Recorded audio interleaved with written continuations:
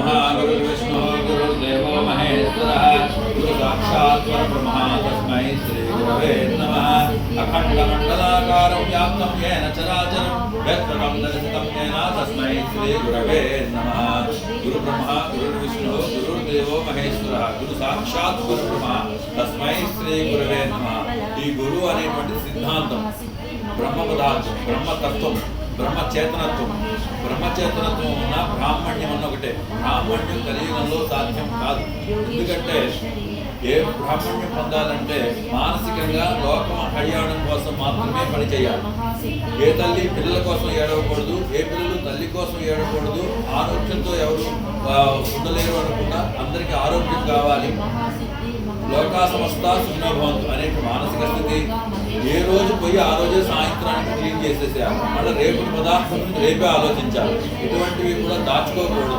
అటువంటి మానసిక స్థితి బ్రాహ్మణ్యానికి సంబంధించి. అటువంటి బ్రాహ్మణ్యం సాంఖ్యాయన ఉంటుంది. అందుకే భగవద్గీతలో కూడా సాంఖ్యాయన గోత్రము, గాయత్రికి సాంఖ్యాయన గోత్రము, భగవద్గీతలో సాంఖ్యాయనటువంటి అధ్యాయం ఇచ్చాడు. సాంఖ్యాని యోగం. ఈ సాంఖ్యయోగం అంటే ఏంటంటే ఒక పద్ధతి ప్రకారం జరుగుతుంది.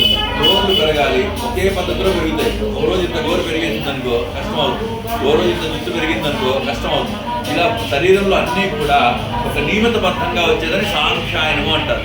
అటువంటి నియమితమైనదే ప్రకృతిలో ఉంటుంది. ఆ ప్రకృతిని ఆచరించడమే బ్రాహ్మణ్యం.